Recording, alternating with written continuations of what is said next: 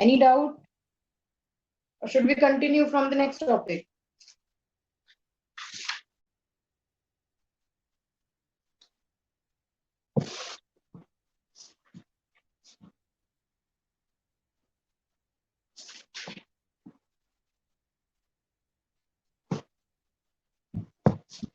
Should we start?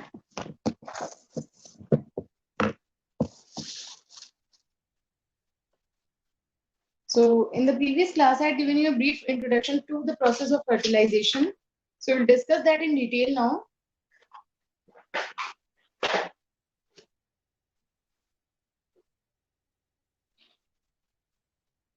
Yeah, so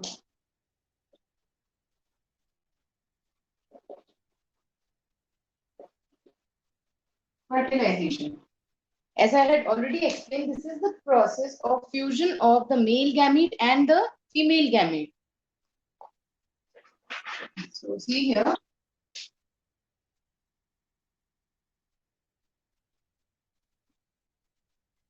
Male gamete fuses with the female gamete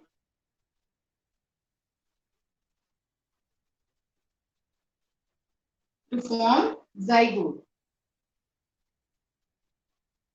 Okay. Now, in this process, we'll be discussing the stages which are followed after the zygote formation, right? एक बार zygote बन गया, उसके बाद कैसे कैसे development होगा from zygote to a new baby, that we'll discuss here, right? So, this is the process of fertilization. See, is the board visible to all of you?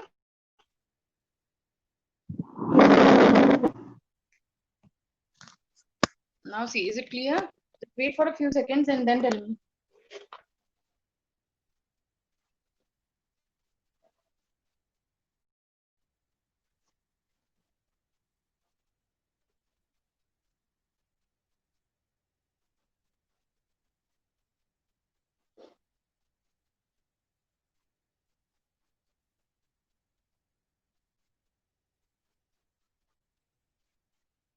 Is it visible?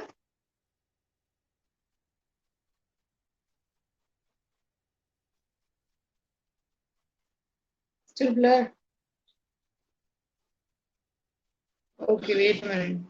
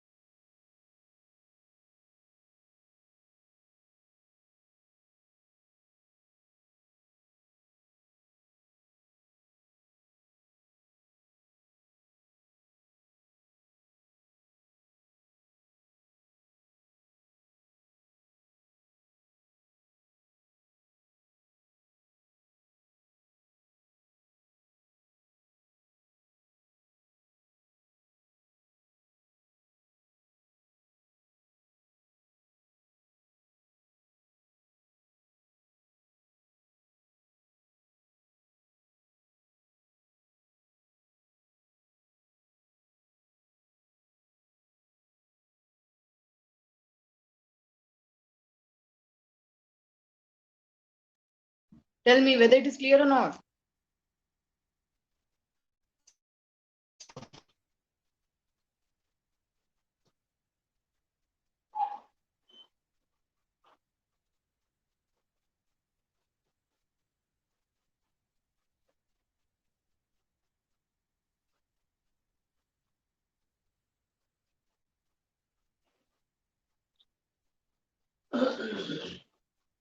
Clear? Should we continue?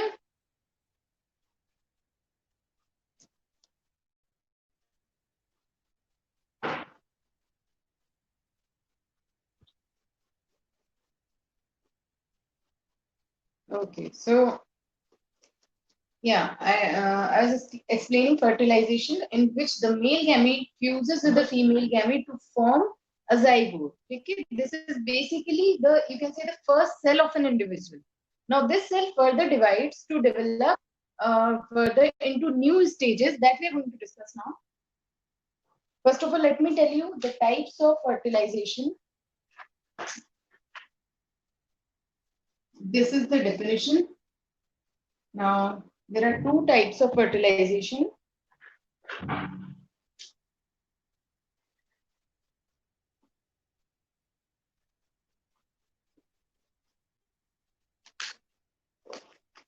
The first one is external fertilization.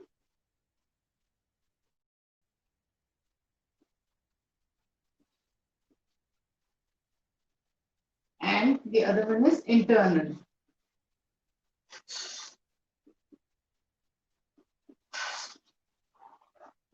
Okay, these are the two types of fertilization, external fertilization and internal fertilization. Now see, first of all, external fertilization, it is the type of fertilization in which the fusion of the gametes take place outside the body, outside the female body, right? So this is the type of fertilization. In external fertilization, the fusion takes place outside the female body, right? Like in the case of some fish or frog. Okay, so in case of fish or frog, it is outside the female body. So that is external fertilization. And as I had already explained yesterday, in case of frog, right? The second one is internal fertilization. In this, the fertilization takes place inside the female body.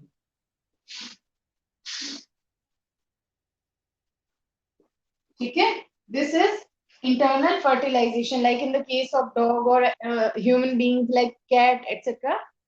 That is the second type of fertilization.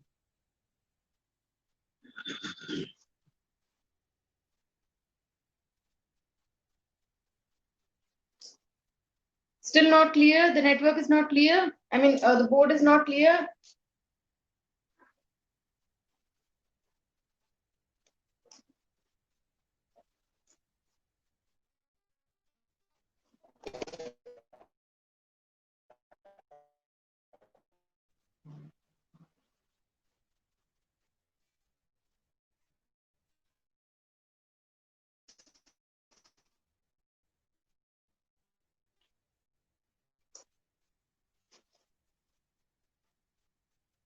दिख रहा है सबको?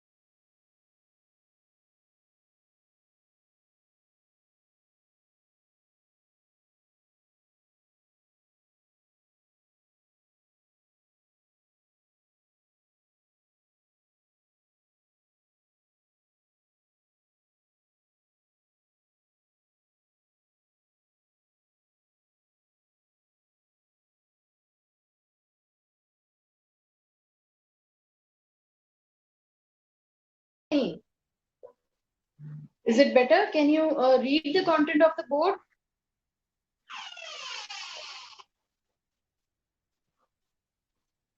Just give it a few seconds, let it settle, then tell me whether it is clear or not. Just not change the settings. So now it's clear. Should we continue?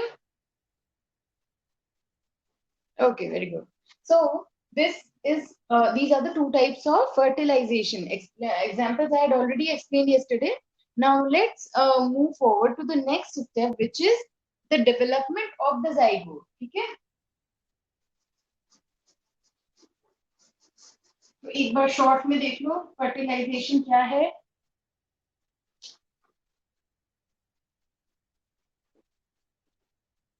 Fertilization. क्या होता है fertilization? It is the fusion. किसका fusion? Of male and female gamete. Of male and female gamete. ठीक है. Male gamete को क्या बोलते हैं? Just second. मेल गैमीट को क्या बोलते हैं? स्पर्म. फीमेल गैमीट को क्या बोलते हैं? ओवम. ठीक है. इसका फ्यूजन फ्यूजन होकर क्या बनता है? जाइगोट बनता है. ठीक है. That is the product of fertilisation. कितने टाइप का फर्टिलाइजेशन है? Two types. कौन कौन सा? Internal and external. Internal कौन सा है? Which takes place inside the female body. External कौन सा है? Which takes place outside the female body. So these are the few things. These are the few points that you have to remember, that fertilization is the fusion. किसका fusion है? Male और female gamete का. Male gamete को क्या बोलते हैं? Sperm. Female gamete को क्या बोलते हैं? Ovum. What is the product of fertilization? As a result of the fusion of male and female gamete, zygote is formed. ठीक है. This is nothing but a single cell which is a combination of both these sperm and ovum. So this is zygote. What are the two types of fertilization? There are two types of fertilization, internal and external. Internal fertilization is the one in which fusion takes place inside the female body. External fertilization is the one in which fusion takes place outside the female body. Have I made it clear? Is it absolutely clear now? Should we move to the next topic?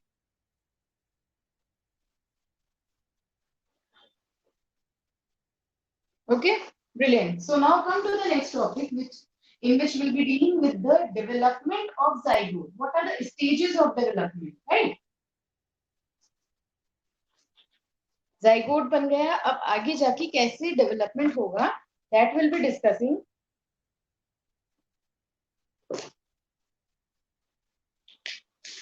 यहाँ पे कर लिया था. Then हाँ, development of embryo.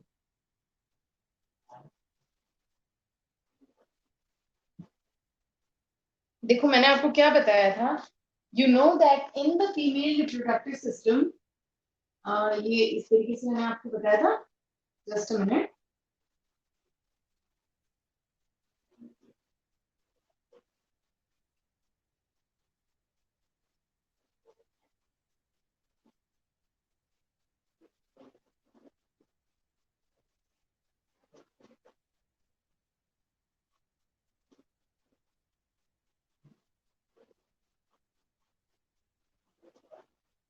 This is the female reproductive system. These are ovaries.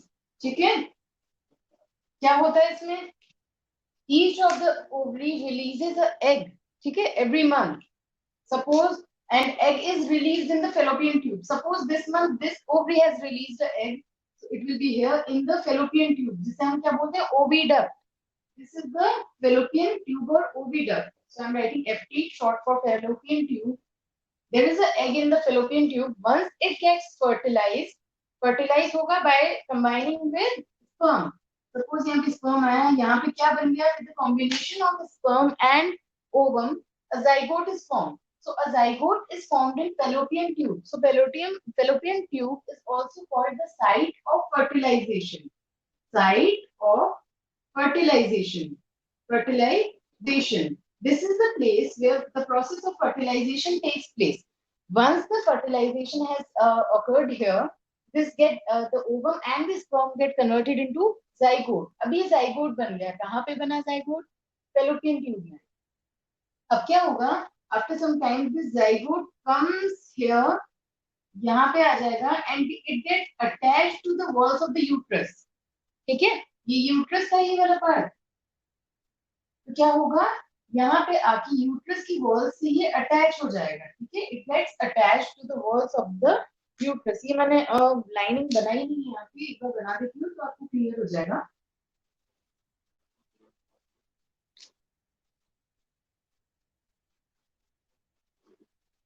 इस तरीके से. और यहाँ पे इसके अंदर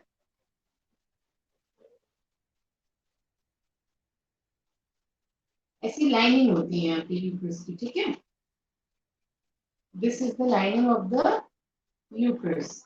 So what happens that this embryo, this zygote, after some time comes to the uterus and get attached to this layer.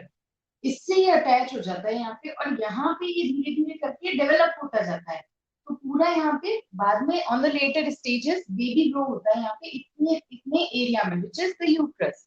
So this, once the zygote comes to the uterus and get attached to the lining of the uterus, it is called embryo. It is called embryo. अब ये zygote नहीं है, एक बार attach हो गया, it gets divided. यहाँ पे ये divide हो जाता है into number of cells, जैसे कि पहले एक सिंगल सेल है, फिर ये 2 सेल में डिवाइड हुआ, फिर ये 4 सेल्स में डिवाइड हुआ, फिर ये यहाँ पे आके इस तरीके से डिवाइड होता जाता है. तो ये क्या बन गया? Embryo, which is a multi cell thing. ठीक है, तो ये यहाँ पे बन गया embryo. That is the next stage of the development of this zygote. Zygote यहाँ पे यूट्रस की लाइनिंग से अटैच हुआ, it becomes embryo and it gets embedded into this lining. इस यूट्रस की लाइनिंग में एम्बेड हो जाता है. So let's read here. इसके बाद ही आगे डेवलप होगा. तो पहले मैं आपको इतना रीड करके बता देती हूँ, then will discuss. So see here on page number 104. Development of embryo. Fertilization results in the formation of zygote which begins to develop into the embryo. That means it is the zygote that gets converted to embryo. Zygote ही आगे जाके किस में convert होगा? Embryo में. ठीक है, book में read करो अभी. The zygote divides repeatedly to give rise to a ball of cells. The cells then begin to form groups that develop into different tissues and organs of the body. This developing structure is termed as embryo. So once the zygote starts dividing into cells, ये यहाँ पे आ जाता है, यहाँ पे tissues में develop होने लग जाता है.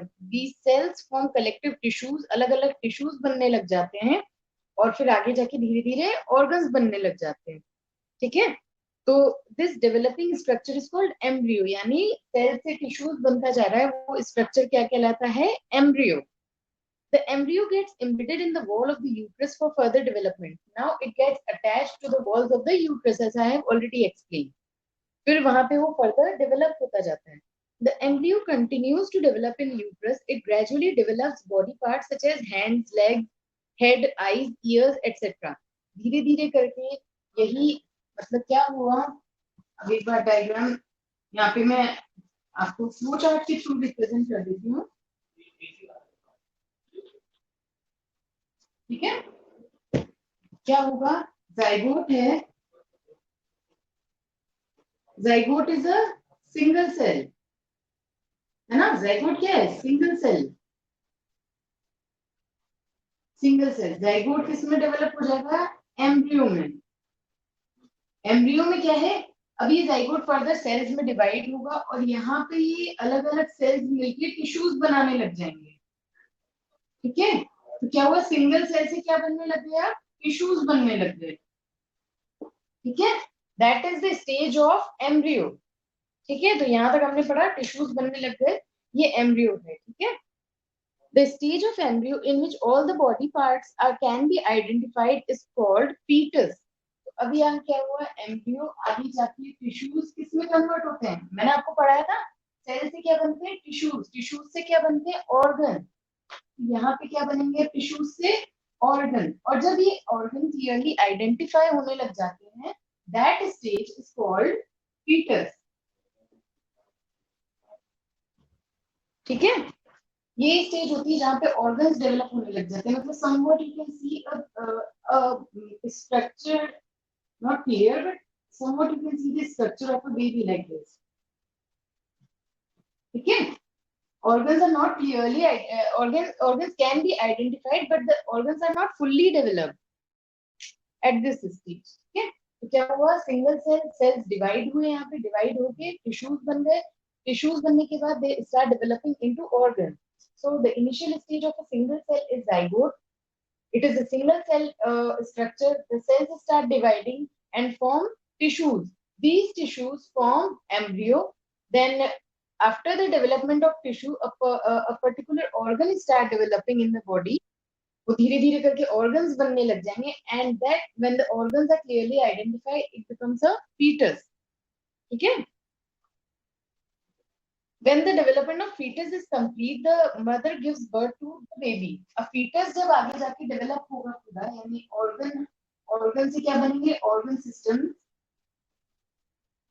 organ system. When these systems are complete, ये complete हो जाएगा, तब ये fetus किसमें convert हो जाएगा to a newborn baby.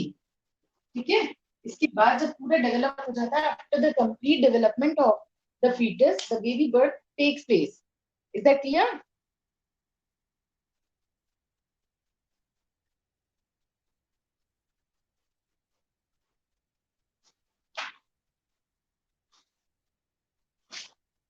Internal fertilization takes place in hens also, but do hens give birth to babies like human beings or cows? No. You know that they do not. Then how chicks are born? Let us find out. Soon after fertilization, the zygote divides repeatedly and travels down the oviduct. As it travels down, many protective layers are formed around it. The hard shell that you see in a hen egg is one such protective layer.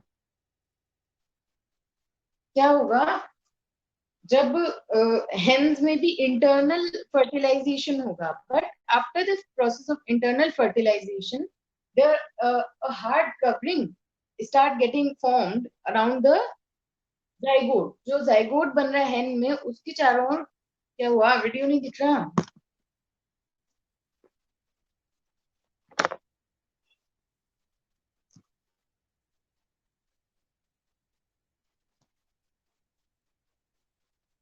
दिख रहा है video, yes और no?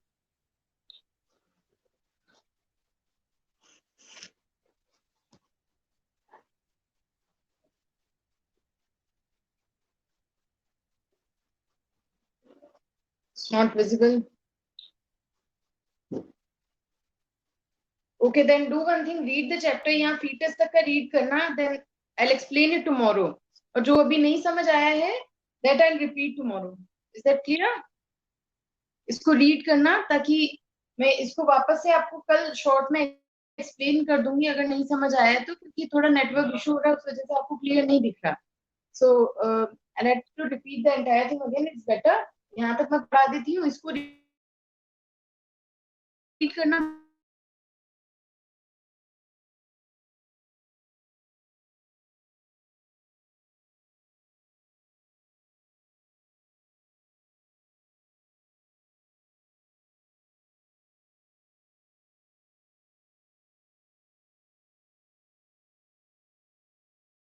Discuss tomorrow.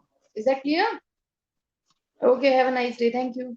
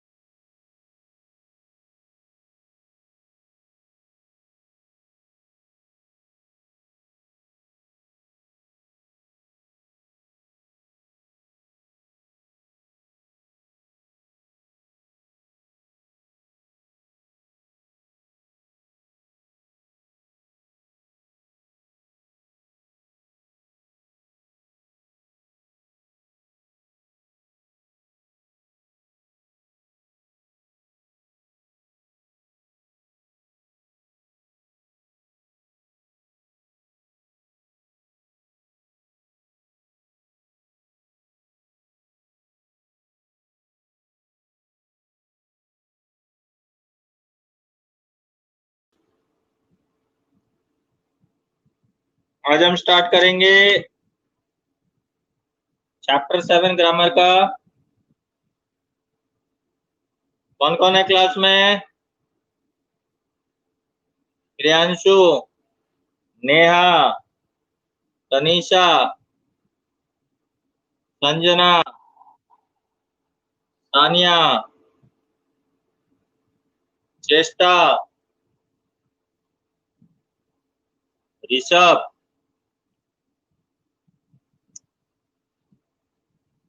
Mansi,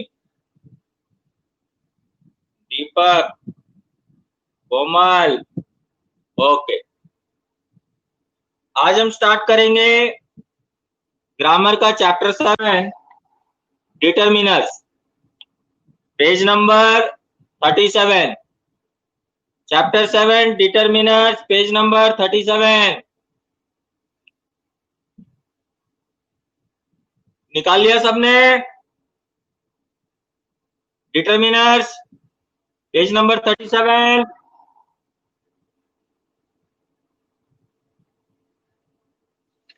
Okay. Determinants are words that indicate or refer to a noun. Determiners किसको कहते हैं? Determiners वो word होते हैं जो इंडिकेट करते हैं, जो नाउन को रेफर करते हैं।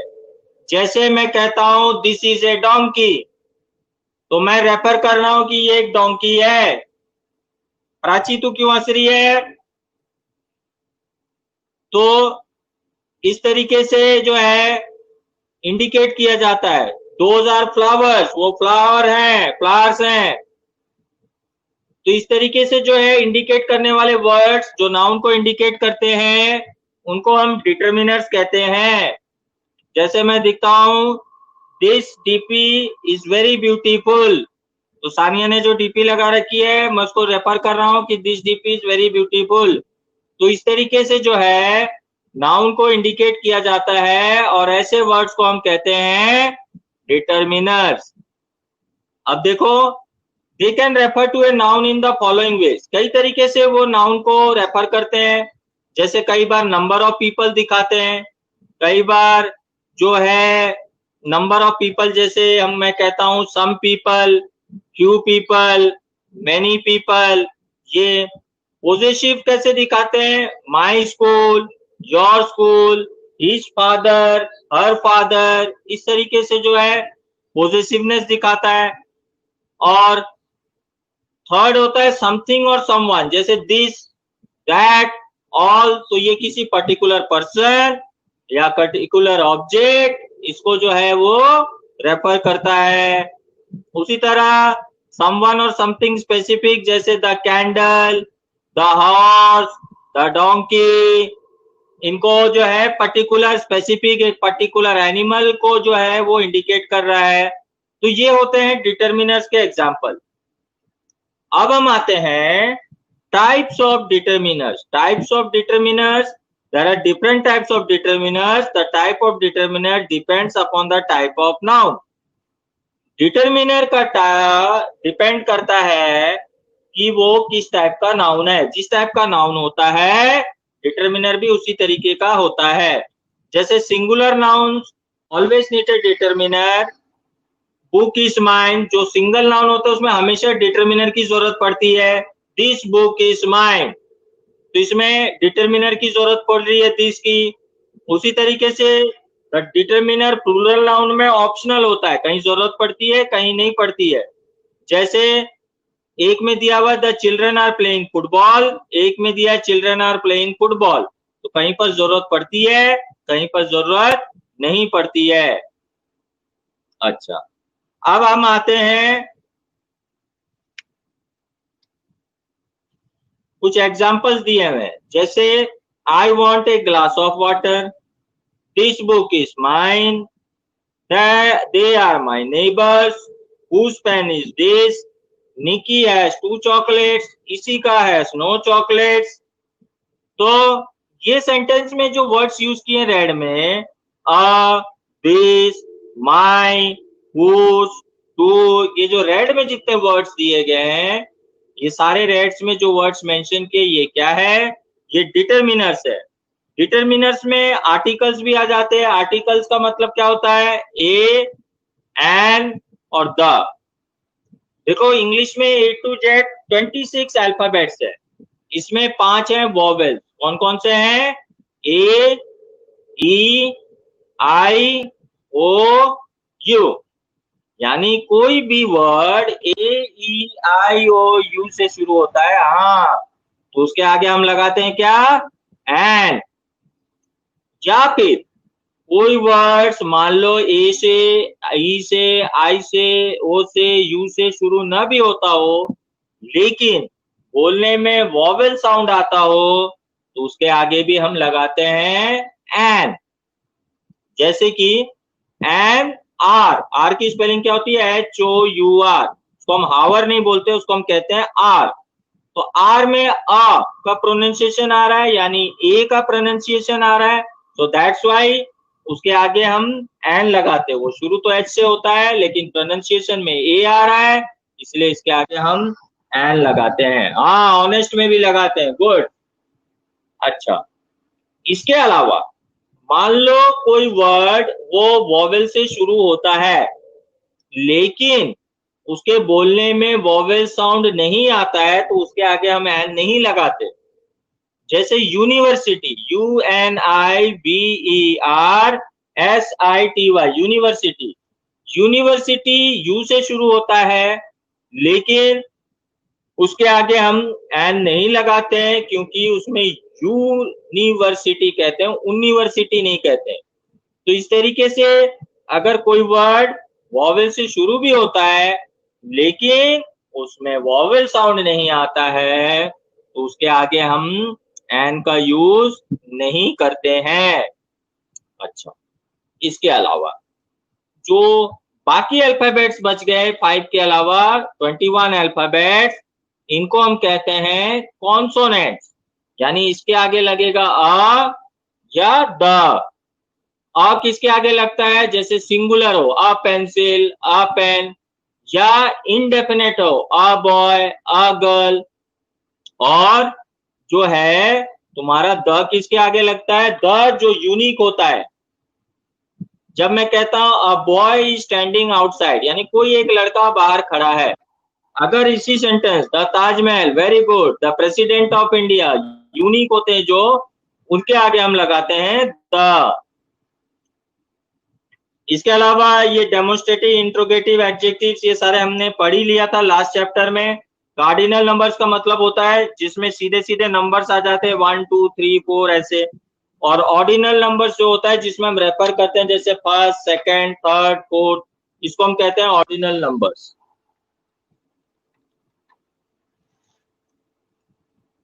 Now come to page number 38। Page number 38 में एक्सरसाइज ए, हाँ, PM of India. Exercise 8, fill in the blanks with appropriate determiners. देखते हैं कितना समझ में आया। सबको समझ में आ गया क्या डिटर्मिनर्स? सबको समझ में आ गया? Girls, boys? ओके, पूछता हूं अभी। चलो, सही कह रही है, पूछ के देखते हैं। Exercise A, dash name is Shivam, क्या होगा? Dash name is Shivam, very good, his name is Shivam, या फिर माई नेम इज शिवम भी हो सकता है, दोनों हो सकता है।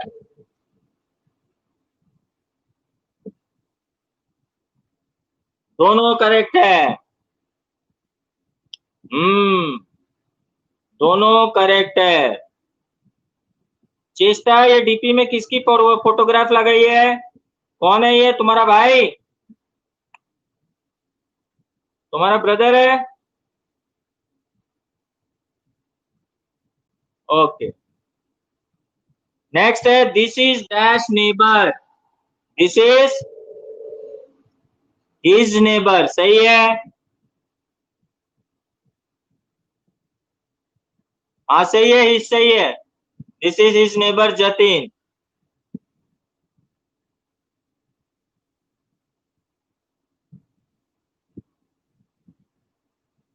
Okay, he is 12 years old, dash sister is 8 years old, dash sister is 8 years old, क्या होगा?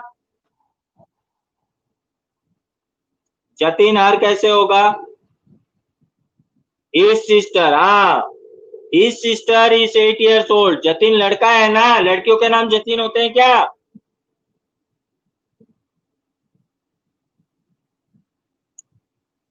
dash pet is a parrot, dash pet is a parrot, his pet is a parrot, correct? His pet is a parrot. Dash name is Niku. Dash name is Niku. क्या होगा? It's होगा. Very good. क्योंकि parrot is है कि हर हम नहीं बता सकते हैं, तो इट्स नेम इज पिक्कू को लिखेंगे, निक्कू, सॉरी, इट्स नेम इज निक्कू. हाँ,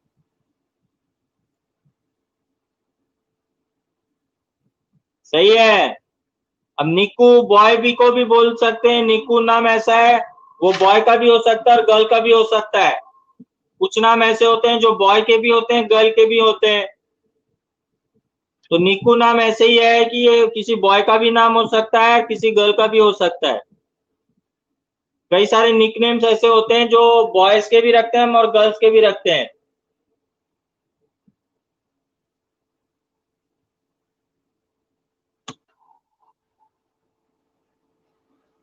ओके, तुम्हारा निकनेम निक्कू है क्या Rishabh?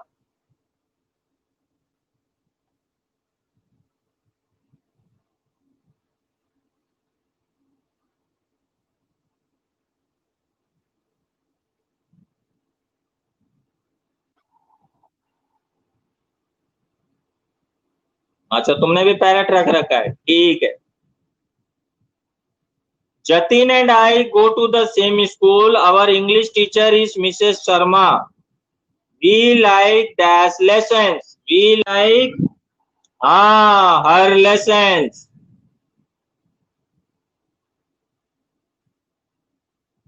We like her lessons.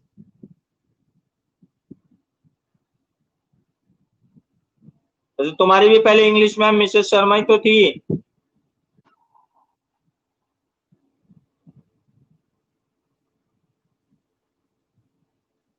We both have pet dogs. Our dogs like to play in dash garden. क्या होगा? Like to play? Yes, good Bhavik. In the garden. Our dogs like to play in the garden. सही है.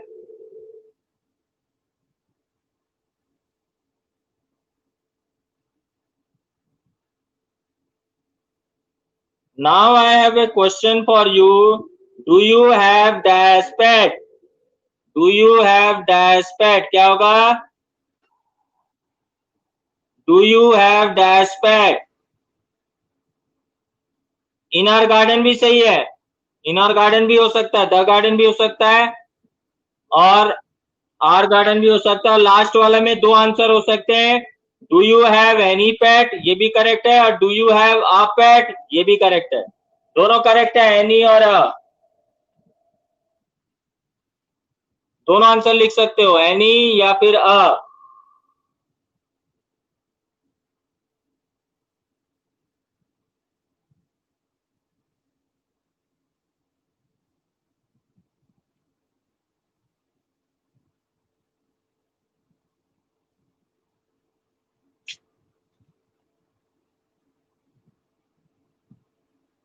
अब हम आते हैं exercise B में. Fill in the blanks with appropriate determiners. पहला है I want dash water. Yes, I want some water. इतना लंबा लिखने की जरूरत नहीं, ग्लास ऑफ वाटर डिटर्मिनर में नहीं आएगा. आई वॉन्ट सम वाटर, थोड़ा सा पानी चाहिए. I want some water.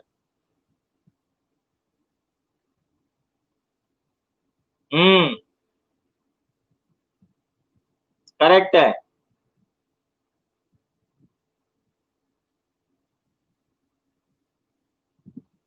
Second है my sister is a librarian in dash school. My sister is a librarian in dash school. My sister is a librarian in dash school. My नहीं होगा. Yes, in the school हो सकता है या इन are school हो सकता है या योर भी हो सकता है. My sister is a librarian in the school भी लिख सकते हो. माई sister is a librarian in are school भी लिख सकते हो. माई sister is a librarian in your school भी लिख सकते हो. ठीक है, सही है. थर्ड है there isn't dash juice. There isn't dash juice क्या होगा? मच. सही है, मच करेक्ट है. देयर इजंट मच जूस सही है. क्यों नहीं होगा? रॉन्ग है.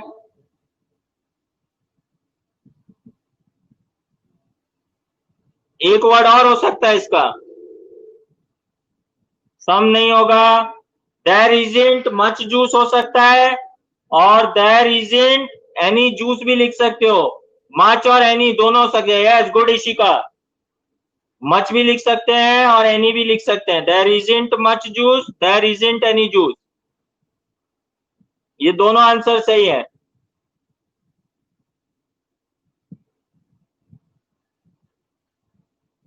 Now fourth one, Neelu has dash chocolates. Neelu has dash chocolates, 5 chocolates सही है. फ्यू चॉकलेट्स भी सही है.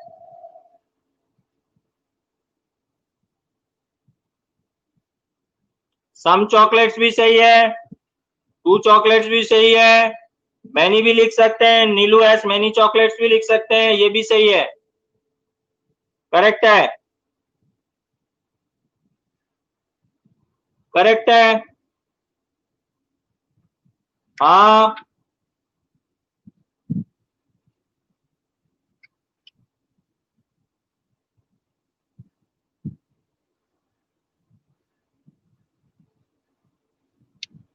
Next fifth, Ankita should eat dash fresh fruits. Ankita should eat dash fresh fruit. Some, good. Some सही है. Some fresh fruits. आज तनीषा भी फटाफट जवाब दे रही है. Good Ishika. Some fresh fruits. इसके अलावा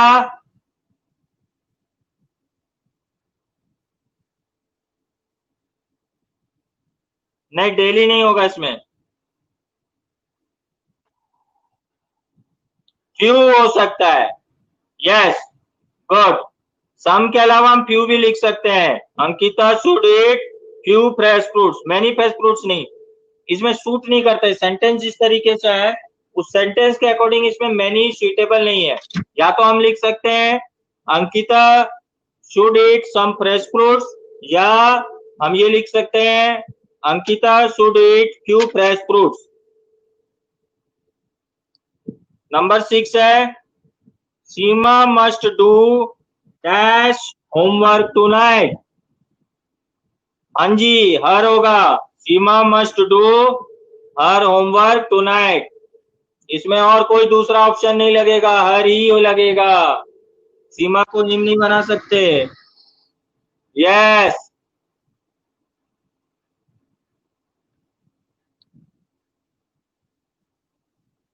करेक्ट.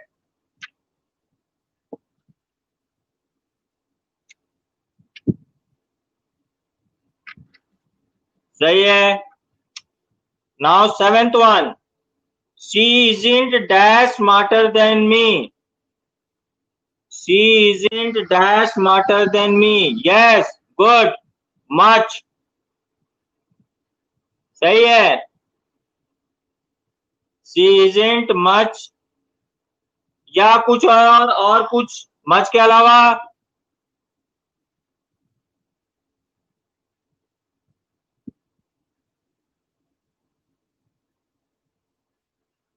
मोर भी हो सकता है, करेक्ट है तनिषा, मोर भी लिख सकते हैं, she isn't more smarter than me, दोनों यूज कर सकते हैं। हाँ,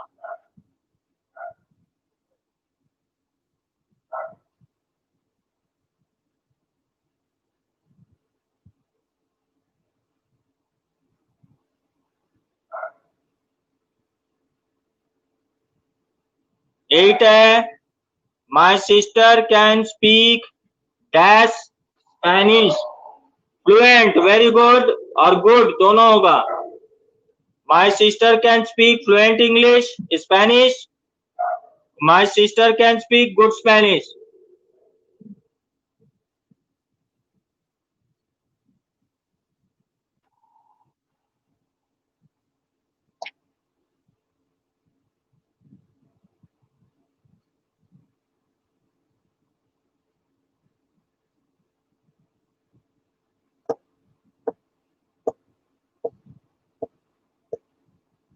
करेक्ट है दोनों।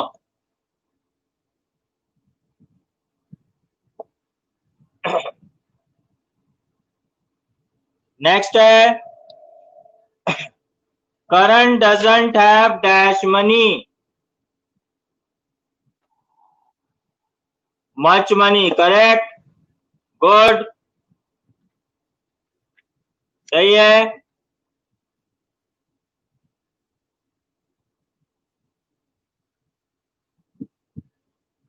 सम नहीं होगा, सम नहीं होगा, एक ऑप्शन और लिख सकते हो, मोर मनी भी नहीं होगा। यस गुड, इशिका का सही है, current doesn't have any money भी लिख सकते हैं, current doesn't have any money, ये करेक्ट है, क्यों नहीं होगा मनी में?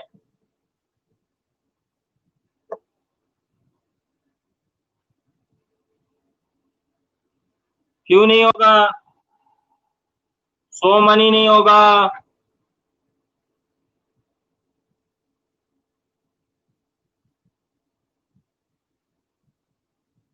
Now 10th one, can you lend me dash money, some money, सही है, गुड, हाँ, can you lend me some money.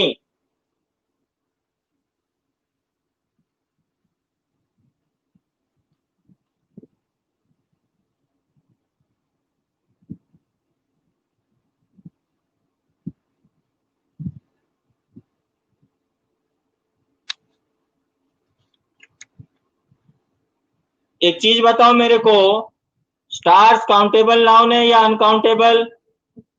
Stars countable noun है या अनकाउंटेबल? अनकाउंटेबल नाउन है, सही है, अनकाउंटेबल है।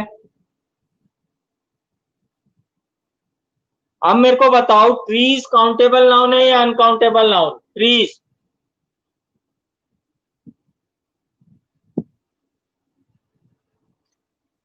इसी का कह रही है काउंटेबल नाउन है।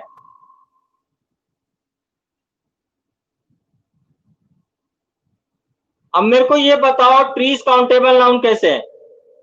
कैसे है? मैं बोलूंगा पूरे जयपुर का ट्रीज, पूरे जयपुर के ट्रीज काउंटेबल हैं?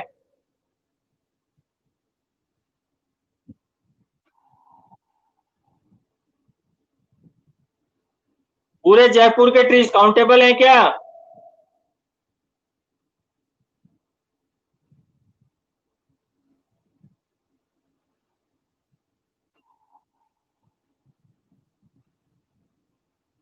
देखो,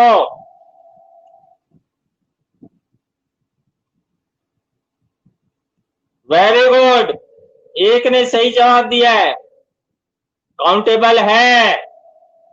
ट्रीज को एक लिमिटेड दायरे के अंदर में गिना जा सकता है, इसीलिए ट्रीज को हम काउंटेबल कहते हैं।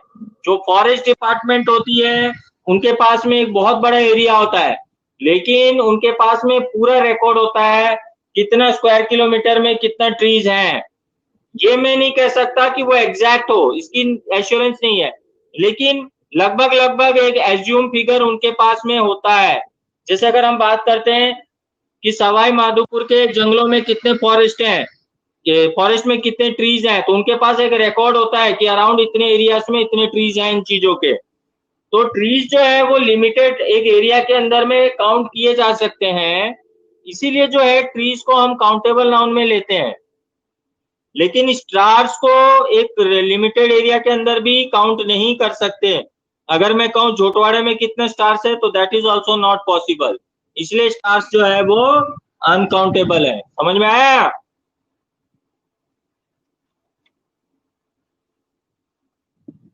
सबको समझ में आया ना क्यों ट्रीज काउंटेबल है?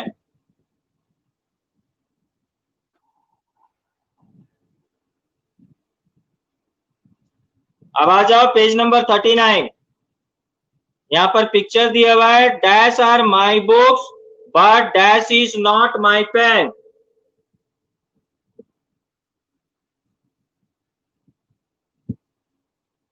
Yes, these and this. Good.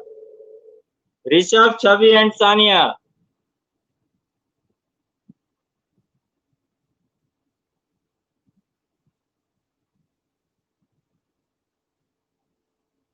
These are my books, but this is not my pen.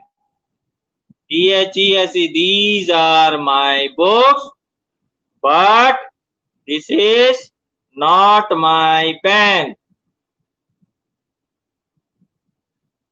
हाँ,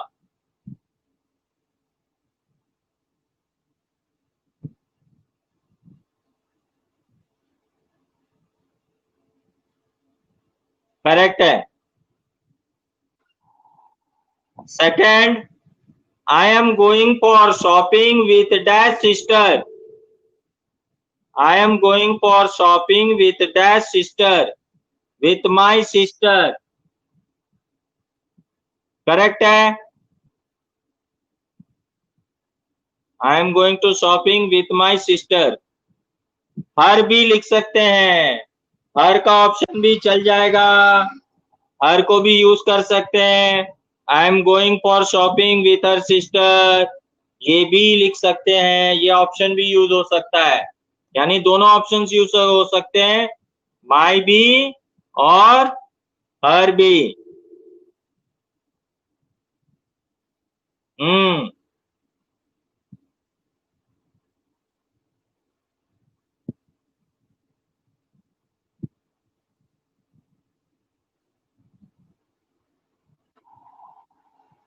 third, dash person is dash father while dash boy standing beside him is my brother.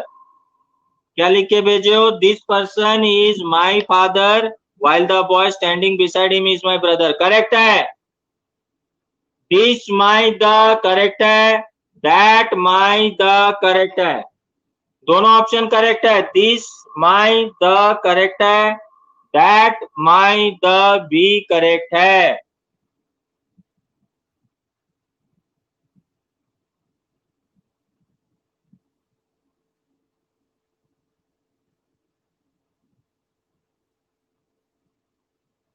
The key जगह ही,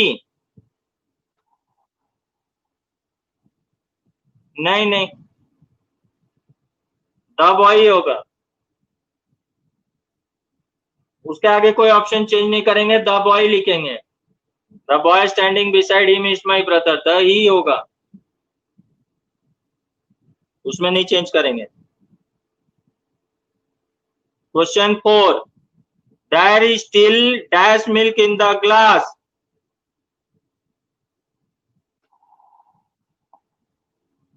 there is still dash milk in the glass.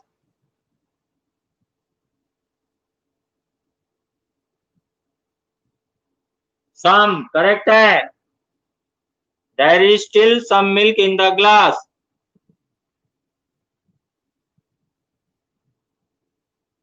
हाँ, little भी लिख सकते हैं, ये भी correct है।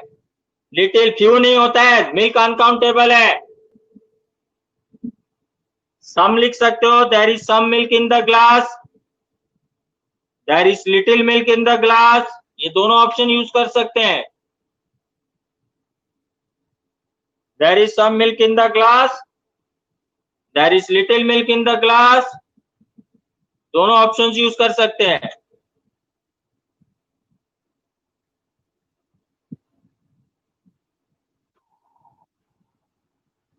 ठीक, Rohit has dash chocolates, Rohit has few chocolates, सही है। Rohit has many chocolates.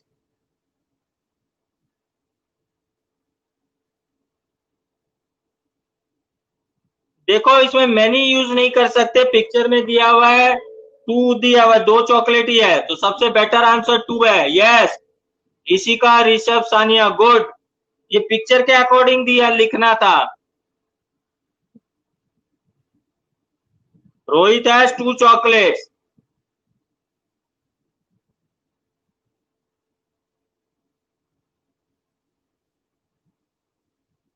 और ये तो गर्ल है, मेरे को समझ में नहीं आ रहा इसका नाम रोहित क्यों दिया है।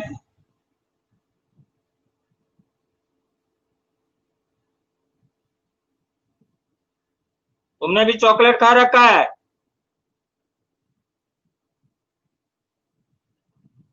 दो चॉकलेट खाए थे, अच्छी बात है, मेरे लिए तो नहीं लाए।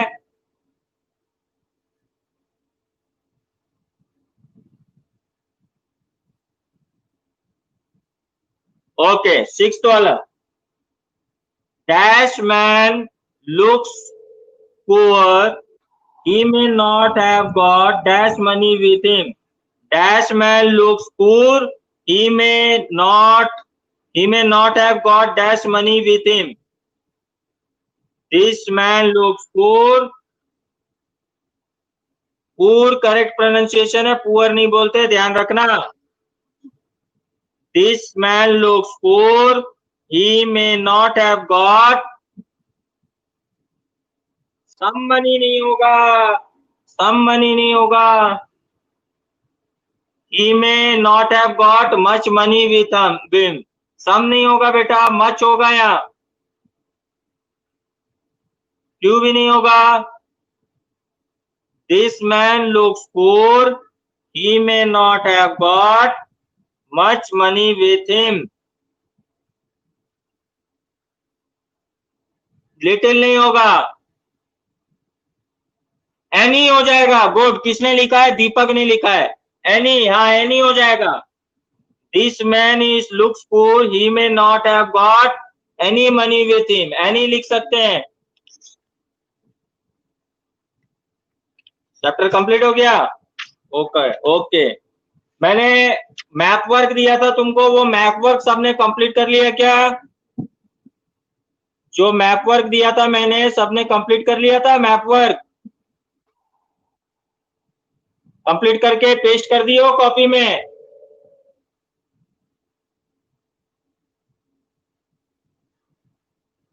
मैप वर्क जो दिया था उसको कंप्लीट करके कॉपी में पेस्ट कर दिया है सबने? किसी को कोई दिक्कत थोड़ी आई?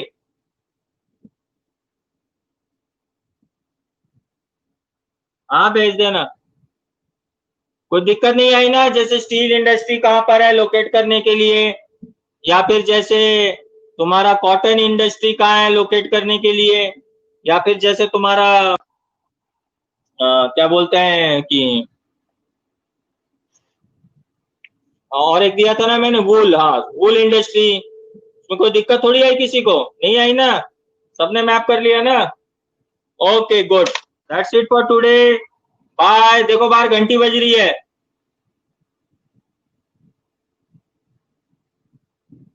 बाय।